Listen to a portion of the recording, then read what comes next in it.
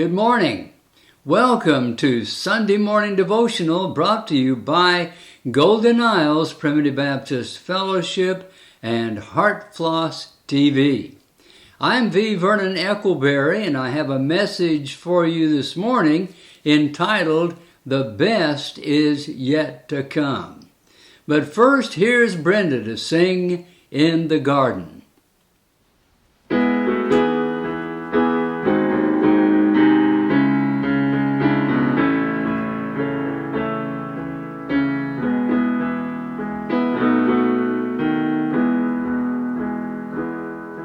I come to the garden alone, while the dew is still on the roses, and the voice I hear falling on my ear, the Son of God discloses,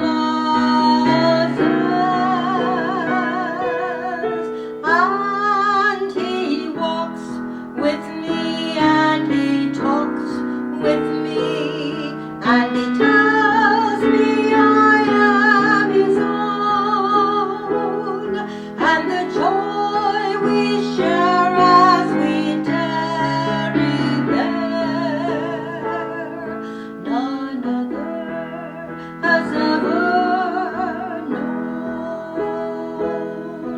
He speaks, and the sound of His voice is so sweet, the birds hush their singing,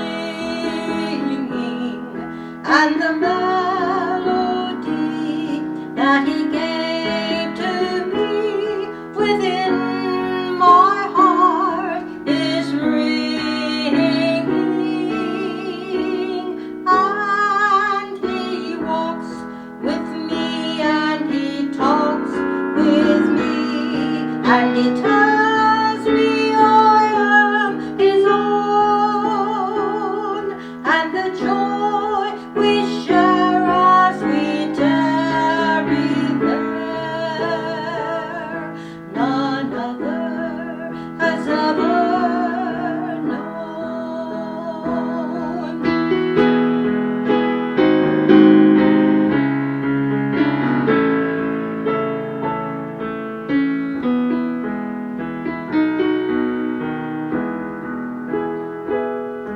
I'd stay in the garden with Him all the night, around me be falling, but He bids me go through the voice of woe. His voice to me is calling, and He walks with me, and He talks with me, and He tells me I am His own, and the joy we share as we tarry there, none other has ever known, and the joy we share as we tarry there, none other has ever known.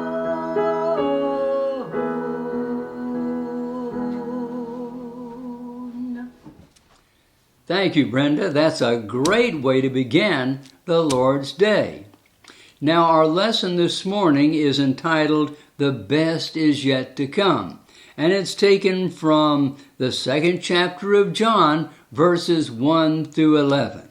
And the occasion is a marriage in Cana of Galilee, not more than 5 miles from Nazareth, where Jesus' hometown was.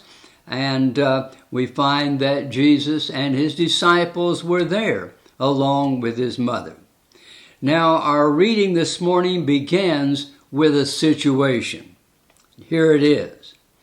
And the third day there was a marriage in Cana of Galilee, and the mother of Jesus was there. And both Jesus was called and his disciples to the marriage. And when they wanted wine, the mother of Jesus saith unto him, They have no wine. Jesus saith unto her, Woman, what have I to do with thee? Mine hour is not yet come. And so Jesus, you see, was called upon by his mother to do something about it when the wine ran out. And Jesus, in essence, replies that, what does this have to do with me? My hour hasn't come yet. But his mother says exactly what was needed to be said on that occasion.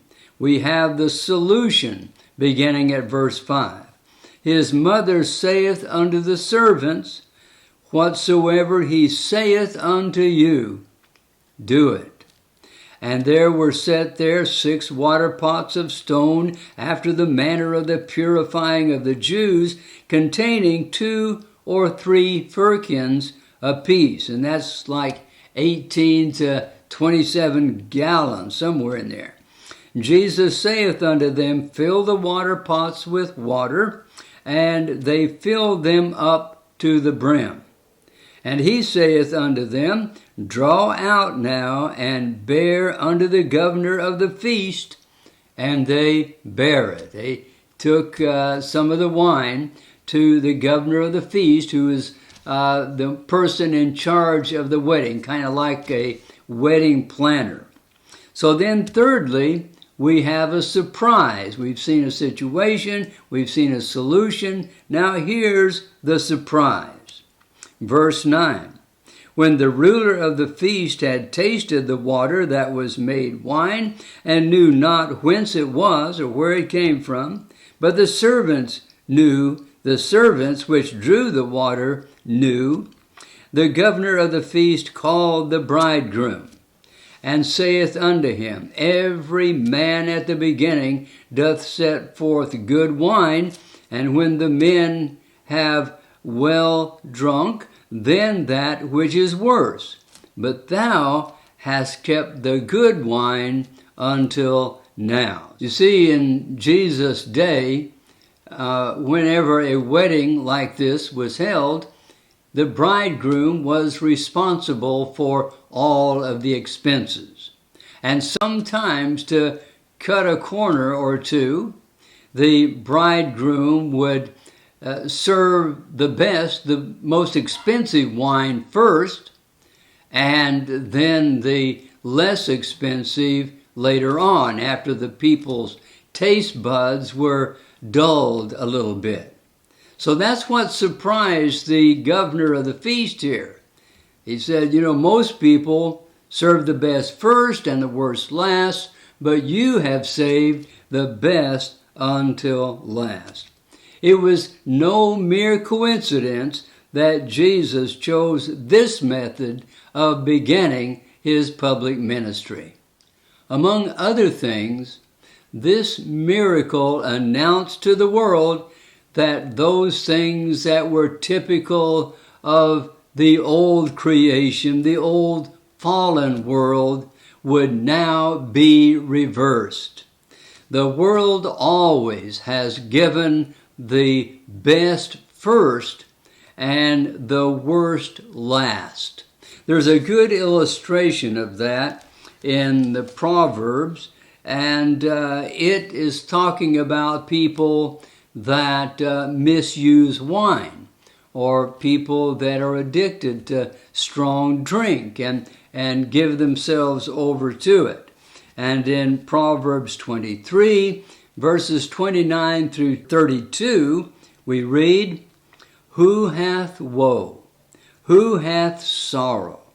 Who hath contention? Who hath babbling? Who hath wounds without cause? Who hath redness of eyes? They that tarry long at wine, they that go to seek mixed wine, or the really strong stuff. Look not thou upon the wine when it is red, when it giveth its color in the cup, when it moveth itself aright. In other words, when it is so inviting and promises so much. Look not at the wine at the beginning. At the last, the writer says in verse 32, at the last it biteth like a serpent, and stingeth like an adder. So there you have an example of how worldly things look so good at the beginning and seemingly offer so much pleasure at the beginning. But then the worst is yet to come. And those things will bite like an old snake. But God always saves the best till last. The best is always yet to come. And we see this in three things that I'm going to look at briefly here. We see it in the Christian, we see it in the church, and we see it in creation. For the Christian, the best is always yet to come. And the major reason for that is that we are destined at last to be conformed to the image of God's Son, Jesus Christ, according to Romans 8:29. And we have the confidence that God is going to accomplish that, to take this raw material that is you and me and bring it to such a glorious end. Paul said, he which hath begun a good work in you will perform it until the day of Jesus Christ. That is, until Jesus comes again, and the work will be complete. We will be conformed to the new, and the very best will at last have been realized. Here's the best that lies in store for the child of God. Paul writes in 1 Corinthians 15:51 that we shall all be changed, and these corruptible bodies will put on incorruption. John shows us this in the book of Revelation, and when it all, you see, culminates, this is the best that God reserves till the last. In Revelation 21:4, and God shall wipe away all tears from their eyes, and there shall be no more death, and no more crying, neither shall there be any more pain, for the former things are passed away.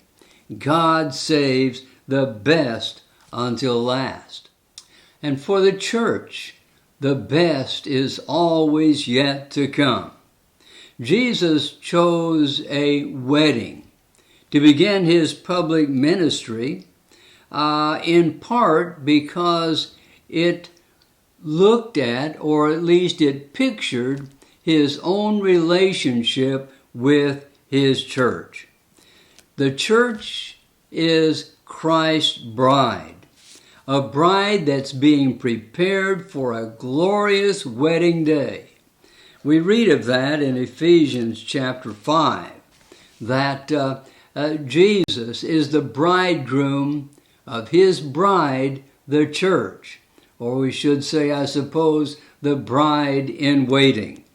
And in the 5th chapter of Ephesians, Paul is talking about the relationship between a husband and a wife. And then he goes into the relationship between Christ and his church. And here's what we read in verse 25. Husbands, love your wives, even as Christ also loved the church and gave himself for it, that he might sanctify and cleanse it with the washing of water by the word. To what end? That he might present it to himself a glorious church, not having spot or wrinkle or any such thing, but that it should be holy and without blemish. So you see, God is preparing the church for that day when the union between Christ and his church shall be consummated. Well, we read of that again in Revelation. You know, the ministry of Christ on this earth begins with a wedding, and it culminates with a wedding when he comes again. In the 19th chapter of Revelation, we read this: "Let us be glad and rejoice." And John is seeing this far off at the end of time. "Let us be glad and rejoice and give honor to him, for the marriage of the Lamb is come, and his wife hath made herself ready." And of course, that's the church. "And to her was granted that she should be arrayed in fine linen, clean and white, for the fine linen is the righteousness of the saints. And he saith unto me," that is, to John, who's writing this, "and he saith unto me, Write, Blessed are they which are called unto the marriage supper of the Lamb. And he saith unto me, These are the true sayings of God." So you see, between the comings of Christ, he inaugurates the kingdom with a wedding feast, and the kingdom comes to its consummation with a wedding feast at his coming again. And I love the language of Revelation 21 that describes the church finally united with Christ, the bridegroom. In Revelation 21:2, "And I, John, saw the holy city, New Jerusalem," that's the church, "coming down from God out of heaven, prepared as a bride adorned for her husband." And for creation, the best is yet to come.